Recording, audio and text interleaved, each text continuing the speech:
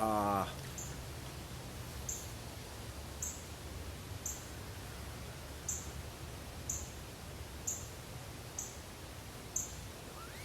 okay. I want to talk about what you are thinking about. Question number 1. Are we going to feel refreshed? Refreshed. Refreshed. Are we going to feel refreshed after watching this video?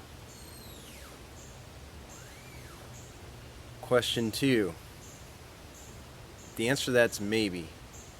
Question 2. Are we going to feel good about ourselves? Question 3. Do I have a big nose for some reason? Question 4. Am I a reptilian? No.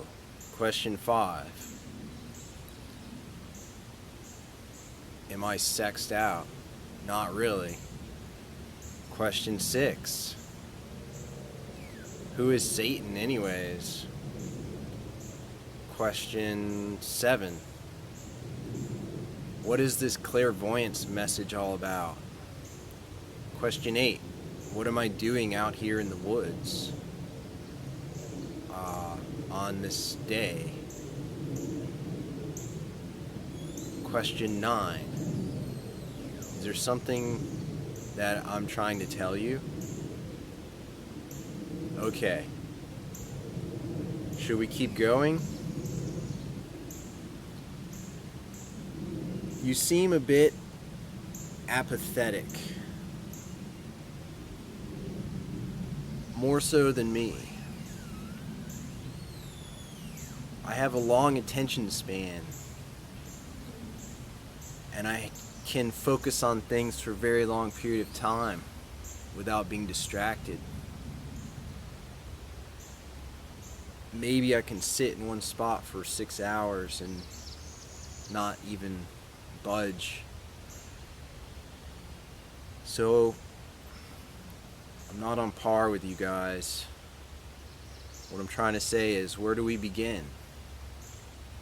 I'm out here in the woods, in the jungle, because this is a place where,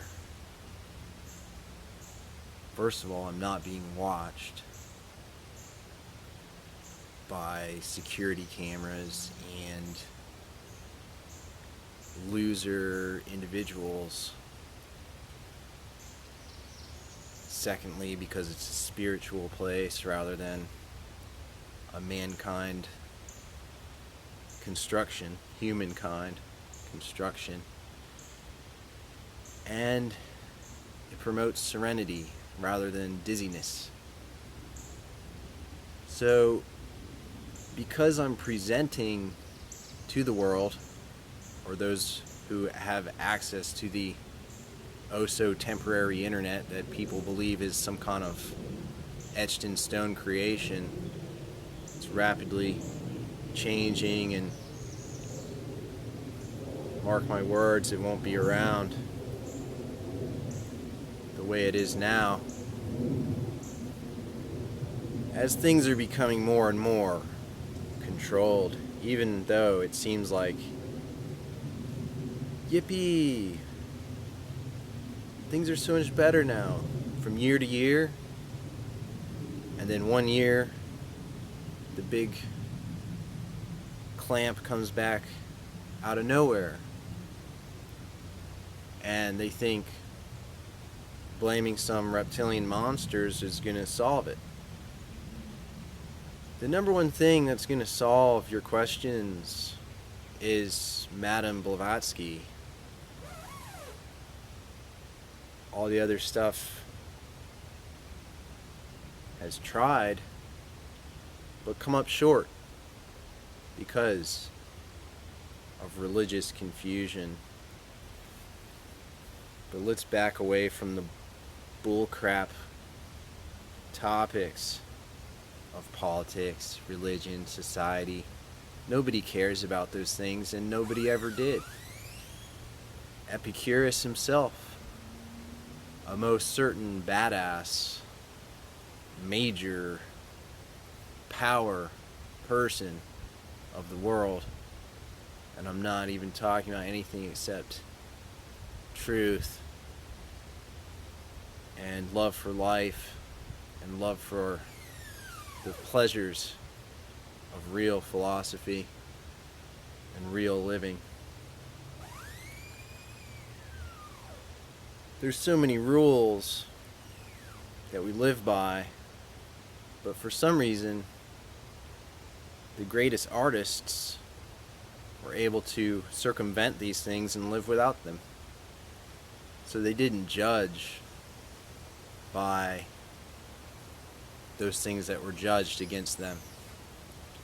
So that's what promoted the fear of spirit and Epicurus.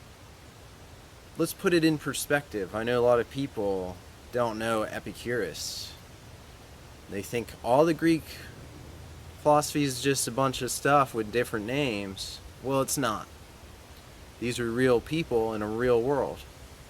Not our world, because their world was a little bit more majestic. Maybe less populated and more connected to the natural truth of reality.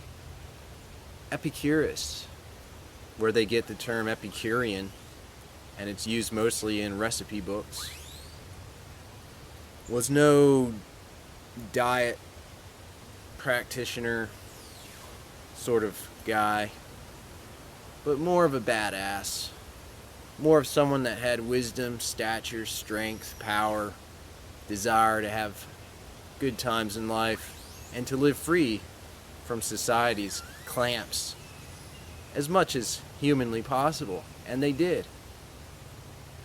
And not only that, he is an immortal. He is immortal, but he is an immortal.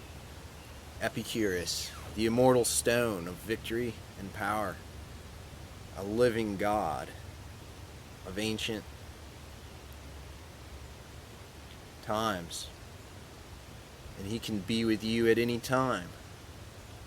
Because today's a special day of the year, one of the few holidays that I take as something meaningful from the pagans. And so Epicurus makes his show here, and I was going to put it in perspective for you, if you can still follow and not claim that I'm meandering about my words and don't know what I'm saying. Basically, there was a man named Epictetus. Let's put it like this. Epicurus is about at least 20 to 30 times more powerful than Epictetus.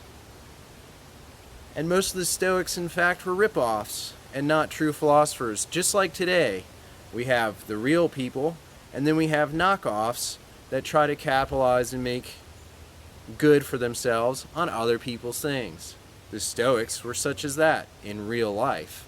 You can read all the books you like and form your own opinions, but my opinions are also backed by reason.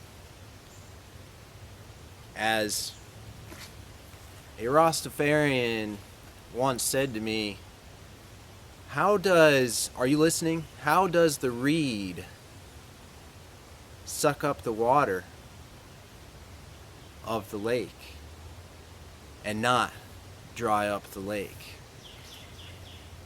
How many times do you just flip on the TV or the internet or the radio and hear people talk about Rastafarian,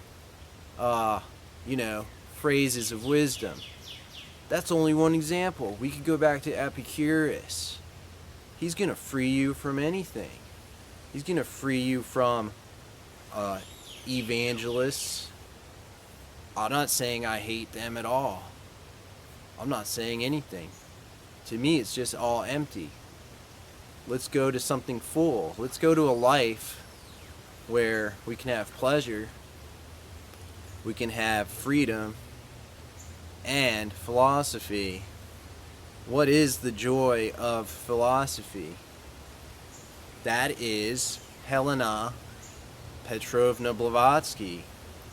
Now, screw you if you say that it has something to do with neo-Nazi fascism or other forms of strange bigotry, because that's the farthest thing from the truth. And that basically promotes black magic.